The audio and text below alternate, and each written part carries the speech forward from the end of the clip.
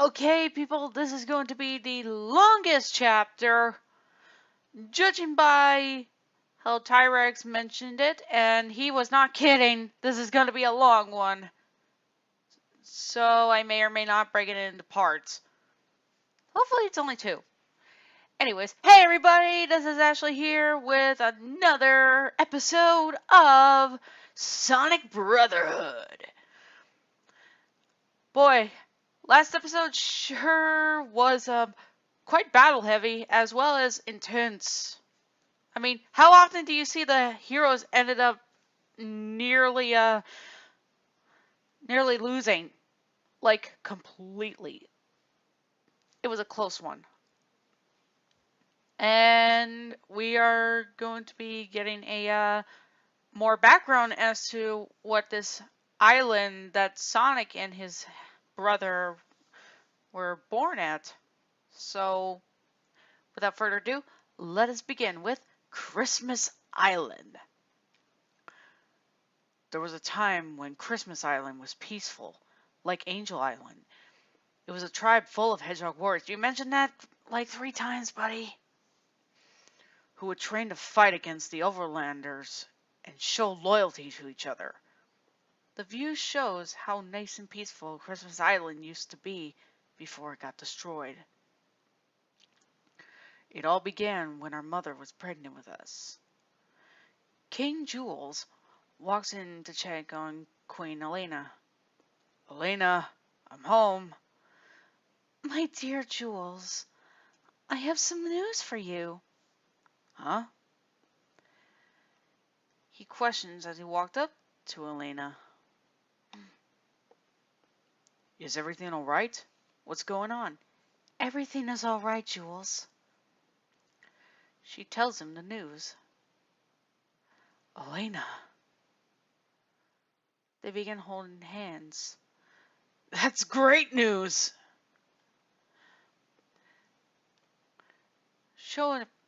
Showing the love and such. They kissed. In the Christmas Island hospital, Jules and Elena wait for the doctor's result, whether it's going to be a boy or a girl. This is going to be great news. I'm excited to know if it's a boy or a girl. I do hope it's a boy. Well, the doctor's coming, so we're about to find out. Well, Your Highness, it looks like you're gonna have twins that are 2 boys. Jules and Elena's eyes popped and went wide and her jaws dropped. Twins? Ugh. Jules had fainted next to Elena.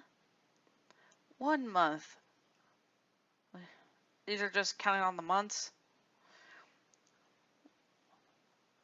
The first month. Elena looks at her stomach. 2nd month. Jules and Elena walked through the crowd smiling. Month 3. Elena couldn't sleep because she's in pain while Jules is next to her snoring.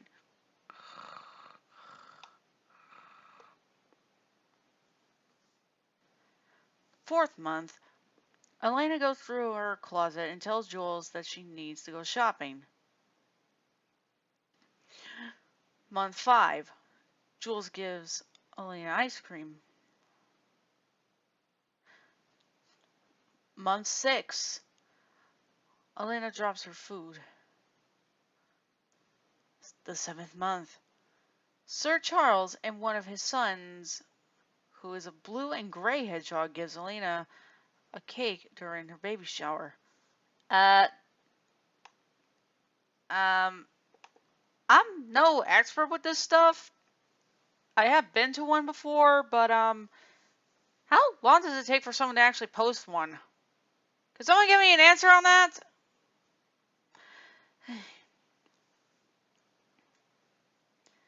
Anyways, this is with the 2 younger hedgehogs. Congrats, Aunt Elena. Thank you.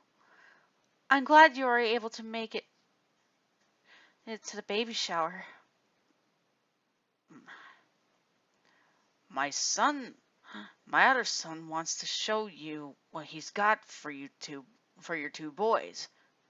Shard, come show Elena something. Shard? So he was there before. Oh, okay. Shard shows the three and his brothers the whole band kit. Hey, Aunt Elena and Uncle Jules, I am giving you drumsticks for your boys to play with. Also guitar, which is even better for your children, who will rock their socks off.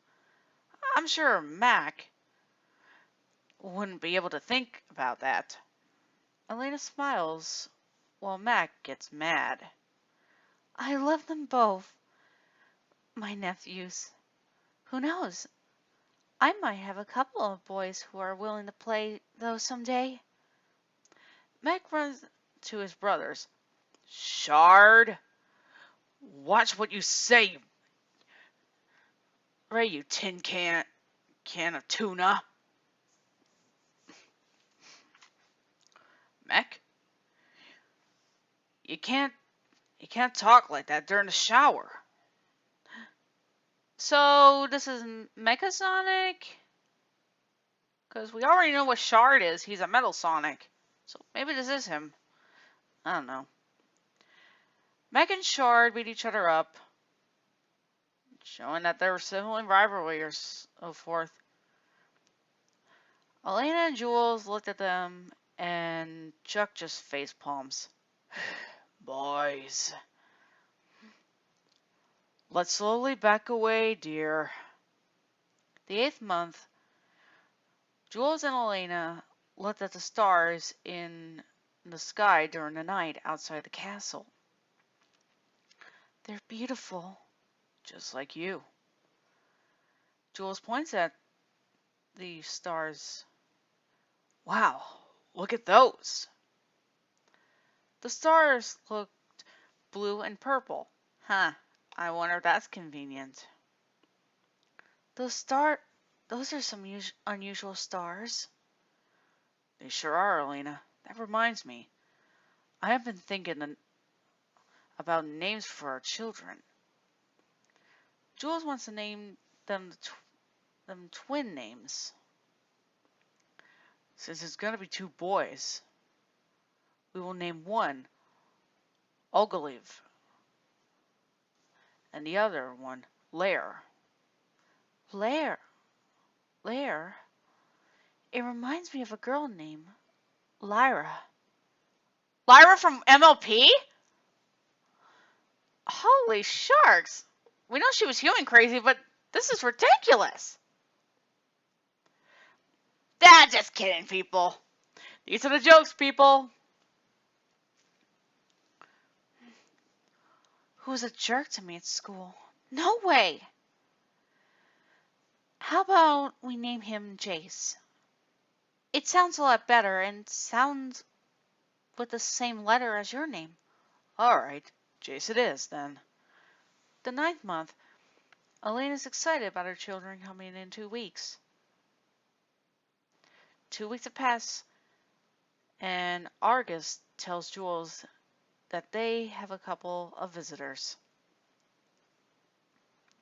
Your Highness, we have a couple of visitors who are overlanders that are here to see you and your wife.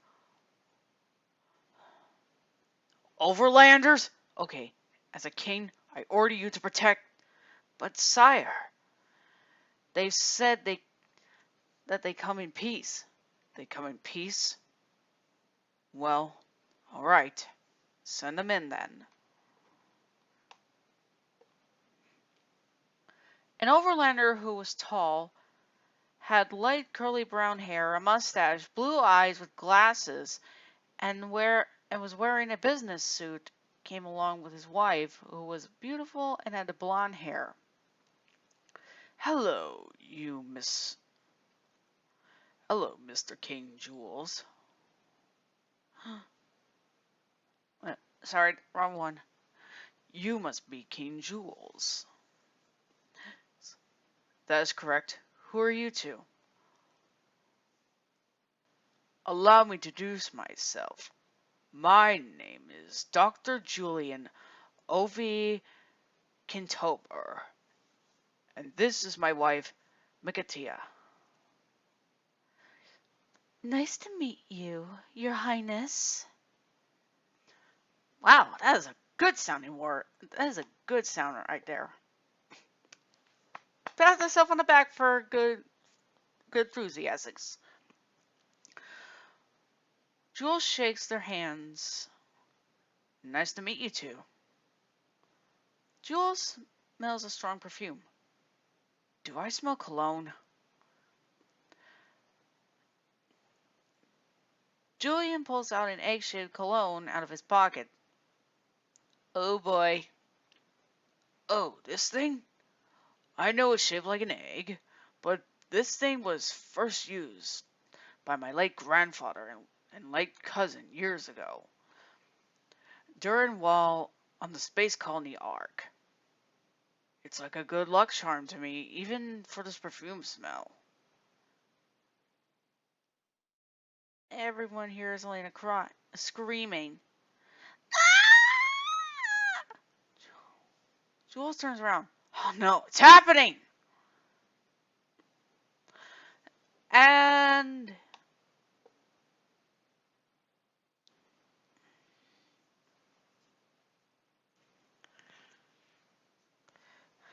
hang on, I'm gonna take you to the bedroom. Argus, call the doctor quickly! There's no need. What? I am a doctor, but I'm mostly a doctor for robotics. Can you still help my wife? I have done medical stuff before, yes. But I'm afraid that you'll have to wait outside along with my wife, even your assistant. Julian takes Elena to the bedroom. Come with me. I've got this.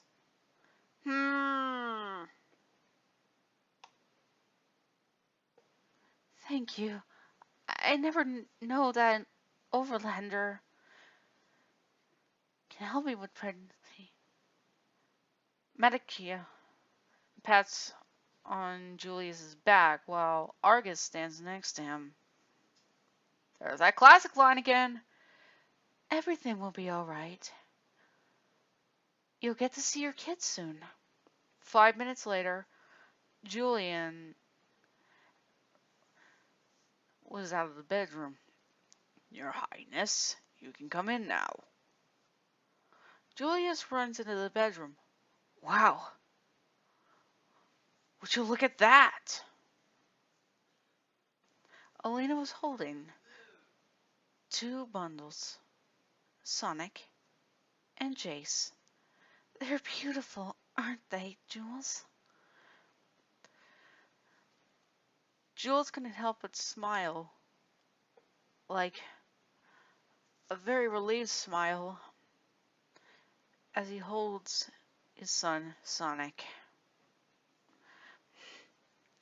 They are. Hi there, Ogoliv. I am your daddy. Julian walks up to the door. Jules, I need to speak with you.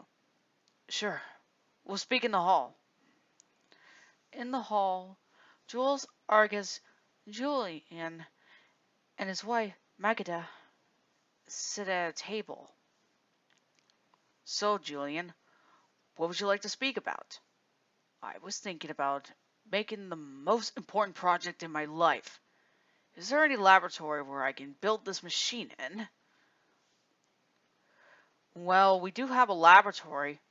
My older brother used to be a minister of science here, but he moved to Mobotropolis because the king needed one. He needed one there. I think you'll do perfect as minister of science. Great!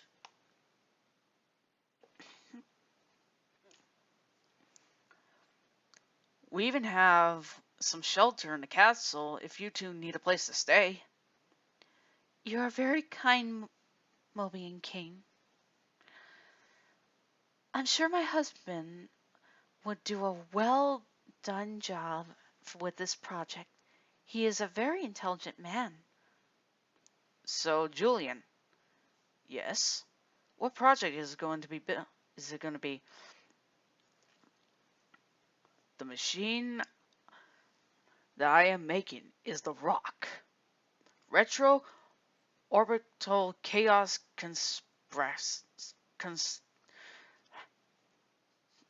copacer. Sorry, words like that, they come again. Julian pulls out a bag of power rings, showing everybody. It is based on the power rings that you can find everywhere on the planet. And then he pulls out a Chaos Emerald. The Chaos Emeralds are as accumulators of negative energy that will come to them from all over the world. My husband and I dreamed we're to have peace on Mobius for years now.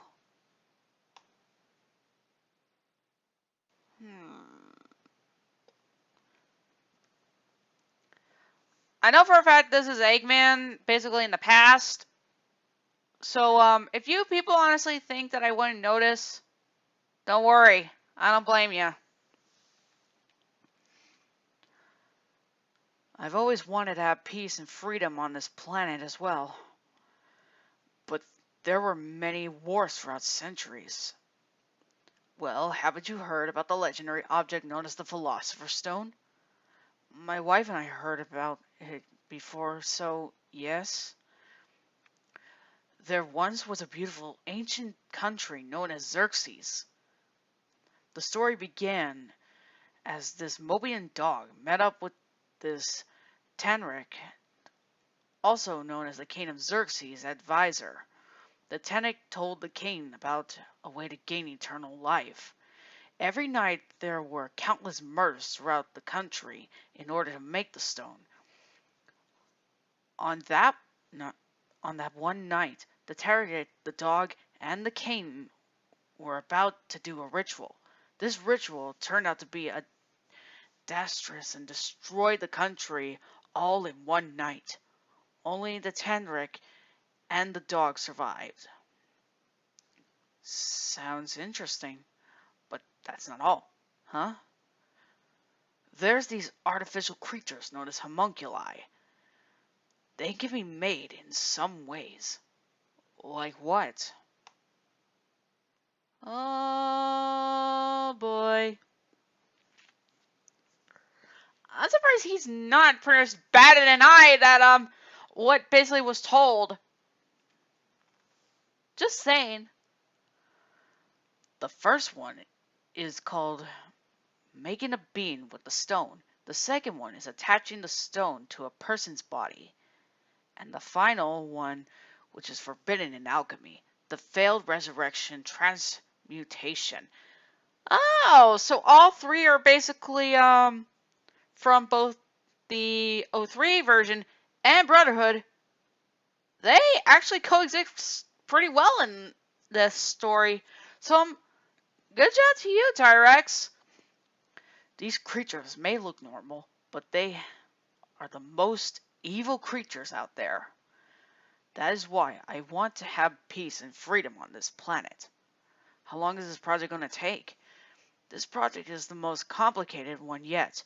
I would say about 2 years. I can wait.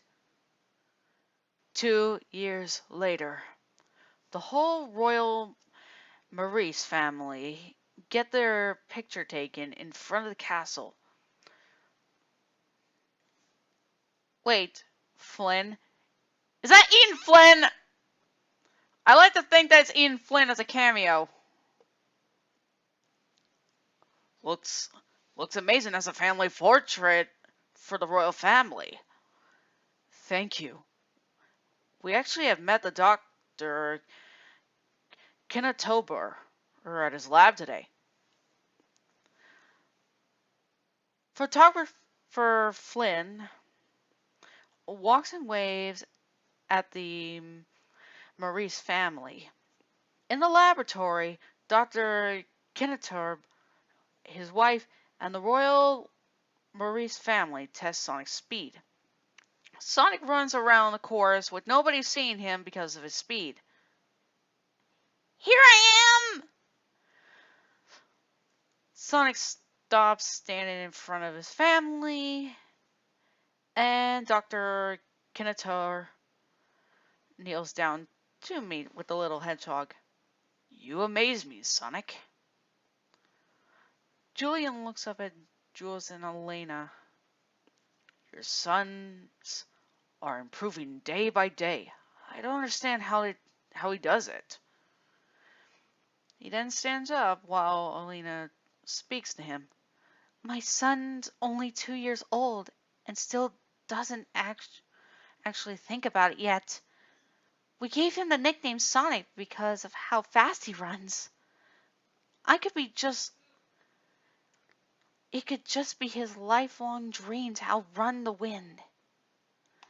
Well, that is his name. I mean, he's faster than the wind and speed of light and such. Everyone then looks at Sonic, who was then running again. Well, I must say, I have rarely seen such an unyielding desire in humans. He quickly learns new things and easily overcomes his own fears, even the oldest ones. Does that include water?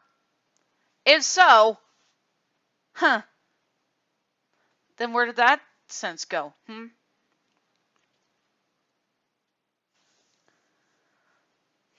Julian gives Sonic red and white shoes while his silver robot and wife watch.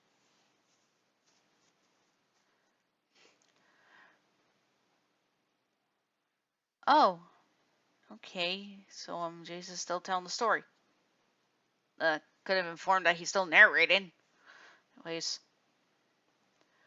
right before the treadmill test, he gives Sonic his new creation, the shoes that he had developed for him. Sonic tries on the shoes and smiles. They were made to help him to achieve even greater speeds, but none of us had any idea what he was capable of. Sonic is prepared for the test while the three, while they all were watching. Last preparations. Do you think this construction would withstand the test, Dr. Kennetorp? So you don't think your son isn't going to beat the speed of sound? I don't guarantee it.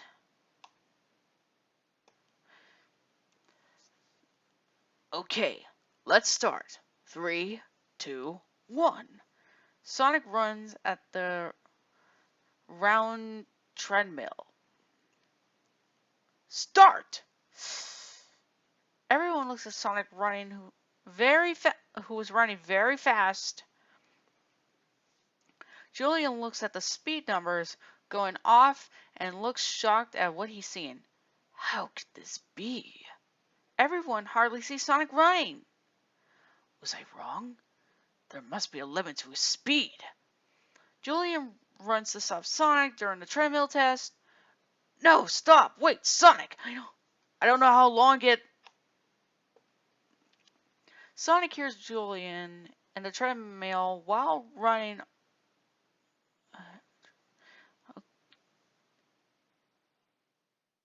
Sonic is hearing two things while still running on it. What's that sound? What did you say? Hey! The treadmill part breaks. Sonic! Sonic is shocked at what is happening and the treadmill gets destroyed.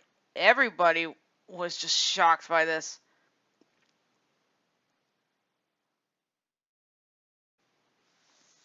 Sonic is asleep in his bed with all the bandages on after the treadmill test. Luckily, he was still alive. Oakville. Oakville, my dear son, how are you? Sonic opened his eyes. Doctor, his head is splitting. Oh, you don't yell at me for messing up Dr. K's running machine. I'm sorry. I didn't want. I think I have to apologize to you. It's a miracle you survived the sonic boom. Your mom truly is a good goddess. Sonic is shocked to hear about that. A goddess? Another flashback. Wait, so we're in a flashback, only to go back in another flashback. Okay. Elena walks behind Julian, explaining what she really is. Okay, never mind. Your mother told me what she really was. She has very special abilities. She sensed that you're alive. Julian pulls Sonic out of the wreckage. So I pulled you out of the wreckage. Okay. Sonic. Sonic then looked up at the two. Your dream came true. Now you are the fastest thing alive. He then hugs the two. Thank you! Both adults leave Sonic's room and shut the door. Now to get the 6th Chaos Emerald. On Julian Kintober's ship, Alina, Jules, Makeda, Julian himself, and his robot assistant are about aboard flying. Both Alina and Julian had a conversation. So, what made you create the rock? I'm not gonna get over here.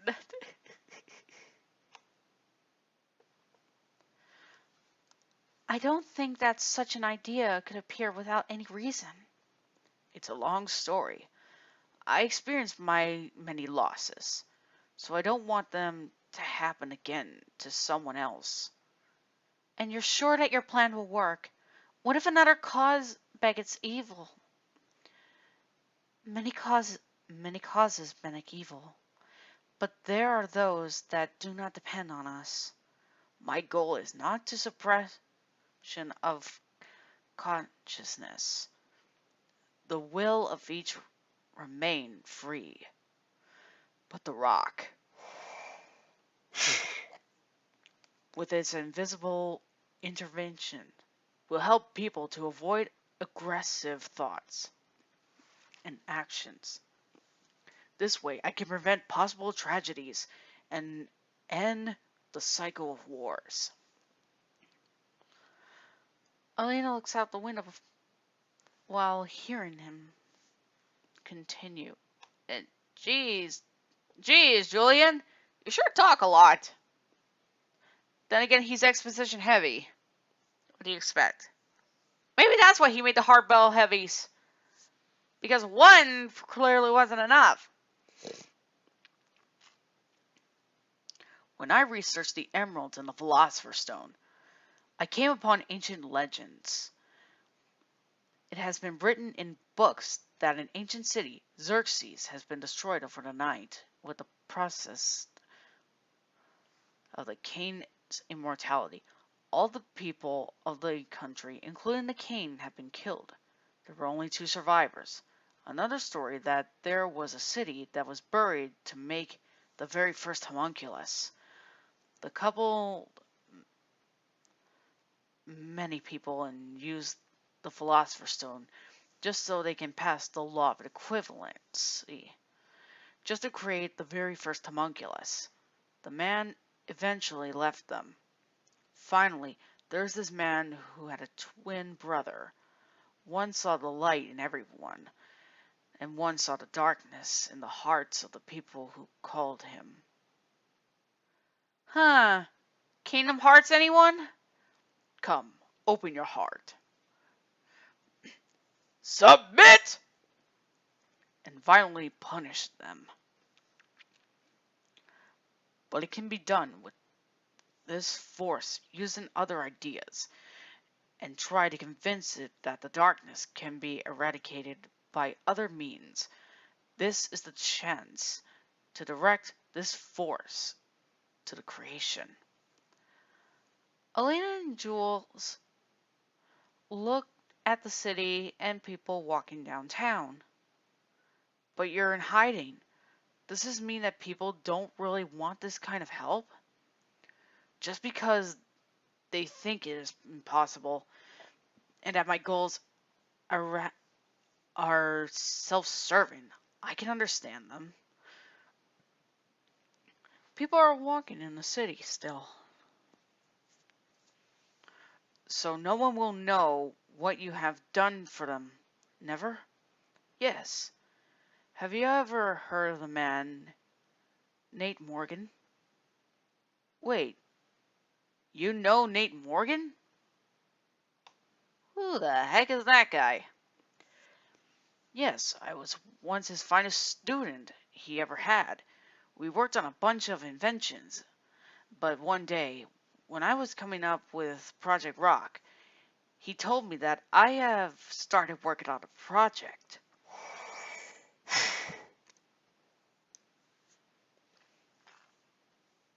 It's best for me not to reveal it because it could trigger a wave of hatred from some people. But we don't want to add work for the Rock, right? How can it give rise to hatred when you're good to others? Julian did not respond. Maybe it's better you don't know much about us, Your Highness.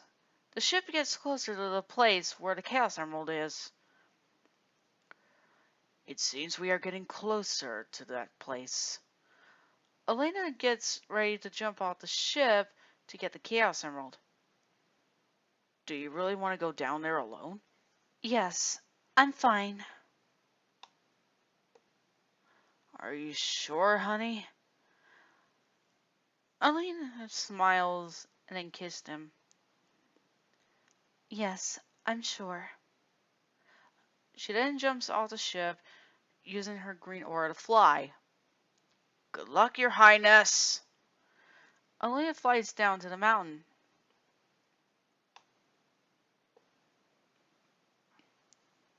Sound only. Follow the sensor. Single rate depends on the distance of to the emerald. Elena then lands on the ground.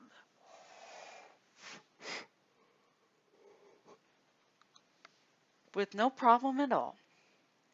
It's just around the corner. She sees the Chaos Emerald and jumps to the next cliff to grab it. Got it! Now we have the 6th Emerald, Doctor! Elena, you can't imagine how much your family has done for me. Thank you so much. Don't mention it. I'm returning to the ship. Back in the laboratory, Jules and Elena looked at the rings and Chaos Emeralds. Elena turns around to meet with Julian. The emeralds have darkened so much. Well, that's not a good sign. Julian works while his wife is reading and his assistant robot is helping him. I know. This is because the collected energy, even their strength is not able to hold it back for long. Don't worry. The 7th emerald will stabilize the system.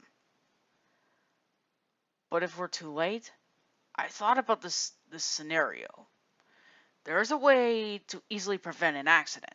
The only thing that I still can predict is the behavior of the emeralds. They are able to display the collected energy around the planet in a critical situation. So I'm working on the object, which it can enclose their energy into itself. But the success of the plan depends on the will of the emeralds. Do you really think the Chaos Emeralds have their own will? Of course. It's just that this system doesn't obey me. I created it, and now my goal is to avoid the process of going out of control. The rest is not within my power. But if there's so much risk, why are you in such a hurry?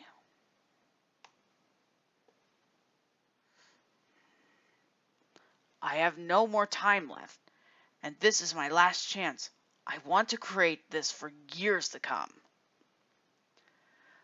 But how can you not find all the emeralds and only run the rock?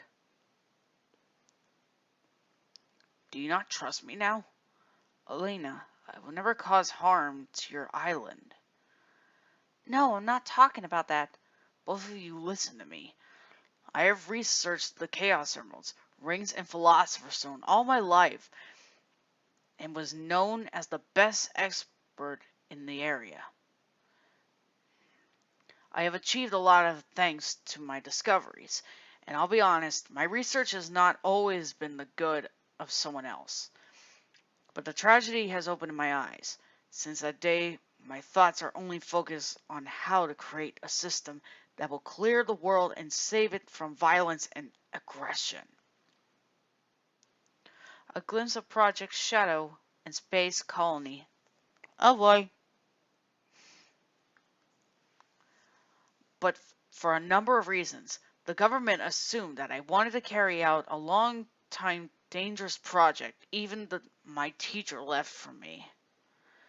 False accusations had led to the fact that the rock project was abandoned and the emeralds fell into the hands of the military.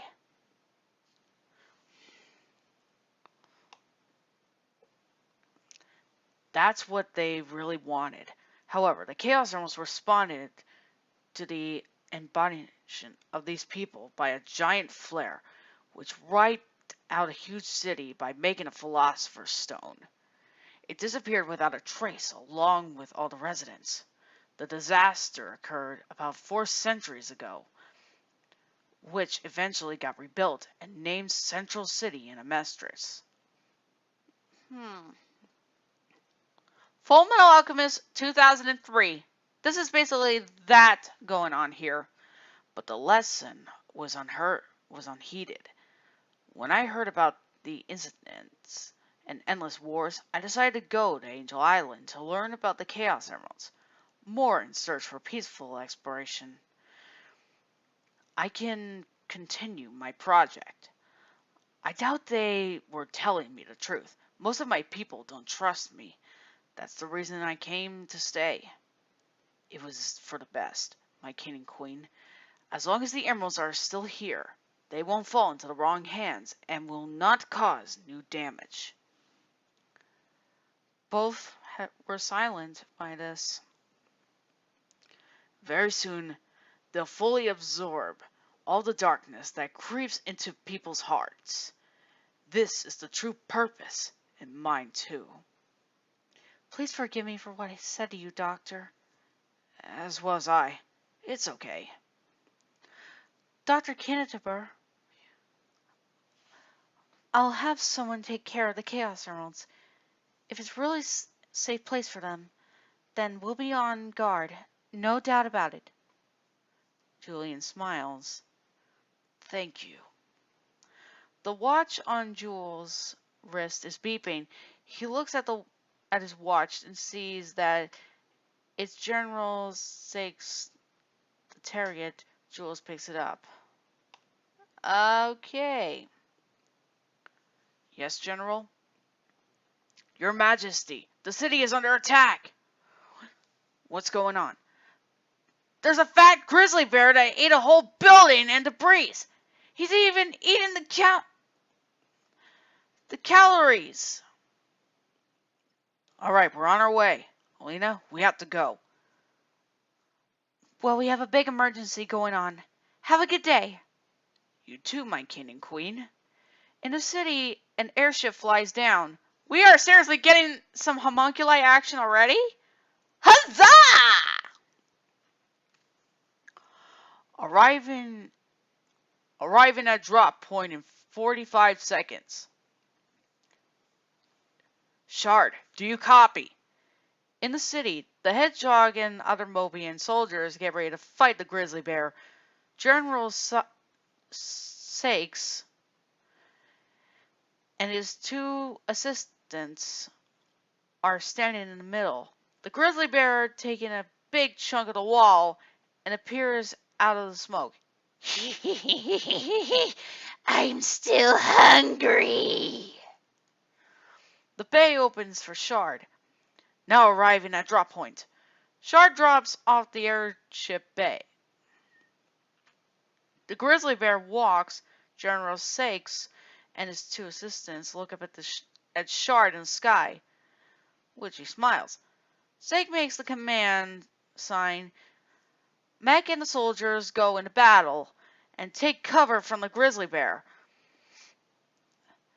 Mac looks up in the sky and sees Shard falling down, making a downward punch onto the grizzly bear, causing a huge hole in the process. Shard jumps out of the hole and poses. Sakes smiles at Shard. Glad you're right in battle, Shard. General Sakes commands Colonel Williams the dog. Colonel Williams commands operation. Yes, sir. Oh boy, do they not know who they actually have? Because if you guys want to know, in 03, there's a certain someone who's named William. I won't say, but I'll give a hint. He's quite a good-looking palm tree. Colonel Williams runs along with a couple soldiers. Let's secure the area. Oh wait, this is a different form. Let's secure the area. Roger! The grizzly bear gets up with his mouth open all the way down to his stomach with an eye open in the mouth and teeth surrounding it. Looks like I have no choice but to swallow you whole! He changed. Ooh boy. The grizzly bear begins his suction. Colonel Williams and the soldiers run except for the other who got sucked into the grizzly bear's stomach. Okay, just a moment. You're welcome, people. William commands the soldiers to fight. What are you waiting for? Don't just stand there. Fight, you coward! Yes, sir! Mech, is a target off guard where you're at? Mech and the soldiers begin to attack the bear. However, it turns around and sucks a couple of the soldiers into the stomach. Mech and the soldiers run and get to cover. It's no good. He's reacting too dang fast. I can't get close. The soldier shoots with a laser gun towards the grizzly bear. Take that, you bastard! The shot does nothing to the grizzly bear, but absorbs the shot into his stomach. Ah! The soldier gets sucked into the grizzly bear's stomach. Ah! General Sakes uses his alchemy to trap the grizzly bear. That should hold him. The soldier uses a gun to net trap the grizzly bear so he would be slowed down. The bear sucks the net and alchemy trapped in with no trouble at all. This left Mac and the soldiers shocked. Damn. Shard runs past General Sakes to go back up. General, that monster is way more powerful than we thought. I'll go back them up. The grizzly bear begins his suction. A few more soldiers. The soldiers grab their rods to hold, giving them and making sure, making the selection slow down. Shard runs next to Colonel Williams and aims his gun laser towards the grizzly bear, but with a few guys in the way, he hesitates in pulling the trigger. Shoot that monster in the head, Shard! Shard keeps hesitating in his shooting. Quit worrying and shoot that beast in the head! He once again hesitates. Damn it. Loud. Shoot! Damn it! General Sakes jumps onto the grizzly bear, using his alchemy to stab a spike through his head. The grizzly bear transforms back and falls down on the ground with blood on his head. Everyone is surprised at what the general did to the grizzly bear. Meg wipes his forehead. The general walks away from the dead grizzly bear. The king and queen arrive with a bunch of ambulances, police, and fire vehicles to help the casualties. Colonel Dante the Hedgehog walks up to the king and queen. Oh no! Oh boy! Yeah, we're definitely bringing this woman back. And no, people, it's not Dante from Devil May Cry. That's a different Dante. My lords, we have already taken care of the monster who has been attacking the city. Where's the body of the monster? A couple of paramedics carry the body bag, but Colonel Dante stops them. Can you hold up just a minute? The king and queen want to see the monster. Colonel Dante unzips the body bag, opening, showing the grizzly bear with a stabbed head sticking out of his tongue. Jules and Elena look suspicious at what's on his tongue. Colonel, there's something on his tongue. Could this mean something? I'm not sure what it means. I'll have the detectives look at it. Please do. I would like to find out. I don't like the feeling of this.